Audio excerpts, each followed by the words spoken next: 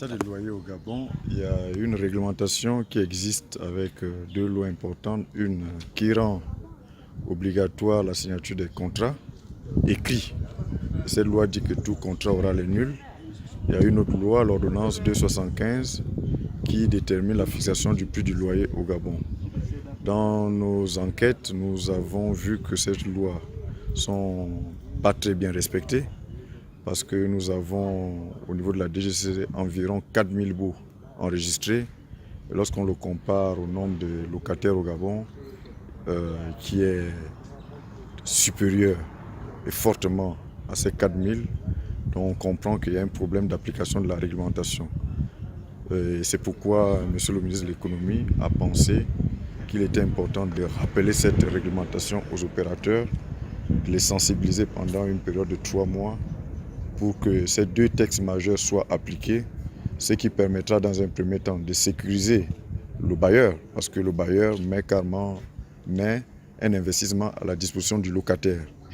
De sécuriser aussi également le locataire, parce que le locataire a des droits, et en termes de compétitivité de l'économie, de respecter les dispositions en matière de fixation de prix.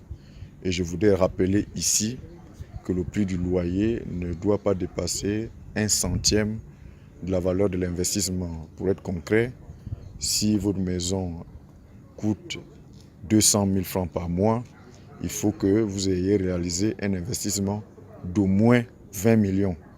Donc, nous sommes ici à Kanda, où nous avons eu une réunion avec les autorités municipales pour que ces dernières nous aident à mener à bien cette campagne de sensibilisation qui devait s'achever au mois de septembre.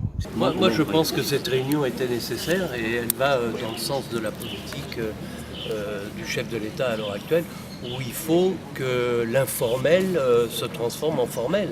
À l'heure actuelle, comme monsieur le directeur de la DGCC nous l'a expliqué, il y a beaucoup de gens qui ne font pas de baux, qui ne sont pas en règle, et c'est pour inciter les gens justement à se mettre en règle.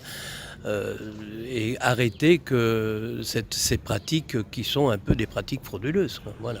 Et on va s'arranger pour que les chefs de quartier, tout l'ensemble des chefs de quartier reçoivent des documents, les transmettent, expliquent ça à leur population.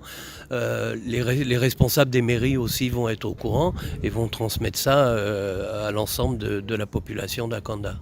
La loi dit que dès que vous avez un contrat qui est supérieur à 200 000, il faut obligatoirement le visa de la Direction générale de la concurrence et de la consommation. Si vous êtes en deçà, vous n'êtes pas obligé d'apporter votre contrat à la DGCC. N'empêche que si vous voulez, vous pouvez aussi le faire.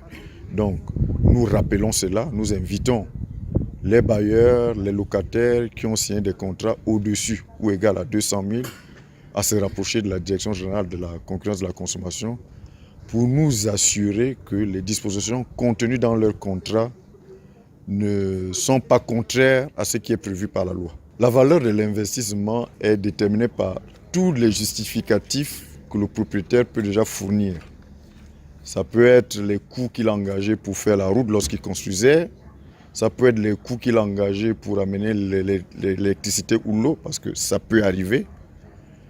Maintenant, il y a les coûts des matériaux de construction eux-mêmes et il y a la valeur du terrain. Donc, on parle bien de l'investissement qui comprend toutes ces justifications, les coûts des matériaux de construction et la valeur du terrain. Et la valeur du terrain est très importante parce que la valeur du terrain varie d'une zone à une autre. Le prix du mètre carré à Ovendo n'est forcément pas le prix du mètre carré à Kanda ou à Bellevue.